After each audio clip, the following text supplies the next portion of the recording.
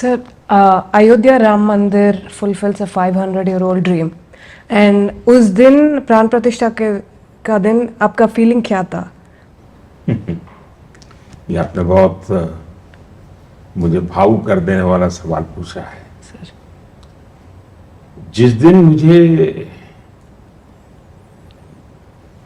Trustee सब मिल करके आए थे निमंत्रण देने के लिए, राम जन्मभूमि का जो लोग संभालते हैं,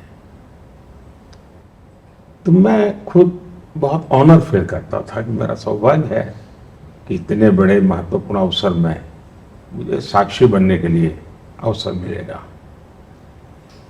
फिर मैंने अपने कुछ परिचित लोग थे जिनसे मैंने पूछा कि अगर इतना बड़ा काम है, 500 साल के बाद हो रहा है, अनेक पीढ़ियों के सपने इसमें समाहित हैं, तो ऐसी स्थिति में मैं अपने आप में एक बहुत जिम्मेवारी अनुभव करता हूँ। और मैं एक पीएम के नाते या एक पॉलिटिकल वर्कर के रूप में जाने के बजाय साथ अर्थ में इस देश के एक सामान्य नागरिक के तरह इस देश की महान परंपरा संस्कृति के प्रति समर्पित व्यक्ति के रूप में जाना चाहता हूँ। तो मैं मन से बाकी चीजों से कट ऑफ होना चाहता हूँ और मैं मन से उससे जुड़ना चाहता हूँ। कुछ साथियों ने मुझे सुझाव दिए अनुष्ठान वगैरह के लिए, तो मैंने अपने आप तय किया कि इन्होंने जो गाइडलाइन दिया है, लेकिन मैंने उससे भी कुछ ज्यादा ही करना तय कर लिया।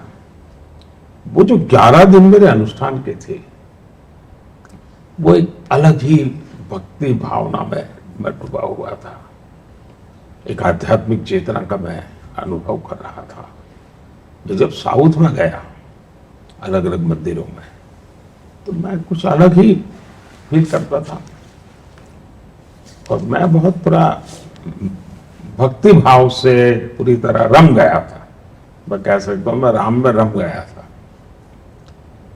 जिस दिन ये अवसर आया, मैं अयोध्या पहुंचा और एक पल पल मेरे मन में एक अलग ही भाव जगता था। और प्रत्यक्ष में जब मैं रामलला की मूर्ति के सामने खड़ा रहा, उन आंखों की चमक, एक निर्दोष चेहरा, एक हल्की सी मुस्कान, यानी ऐसा लग रहा था कि सचमुच में 500 साल का सपना इसमें मुझे प्रतिबिंबित हो रहा था। मैं बड़ा भावुक था। मेरे पास उस परिस्थिति का वर्णन करने के लिए शब्द तो नहीं है, लेकिन उनकी आंखें, उस पूरा व्यक्तित्व मुझे जीवंत लग रहा था। जैसे हम बात कर रहे हैं, जैसे हम कुछ उनकी तरफ से कोई संदेश आ रहा है, हम उस संदेश को स्वीकार करने के लिए जैसे तड़प रहे हैं। एक ऐसा नाता था और बीच में कोई कर्टेन नहीं था। अब एक बहुत बड़े लोग हैं जो शायद इसको मैं समझा नहीं पाऊंगा, कभी भी नहीं समझा पाऊंगा जो मैं फील करता था। मैं अभी भी दोबारा एक बार गया था,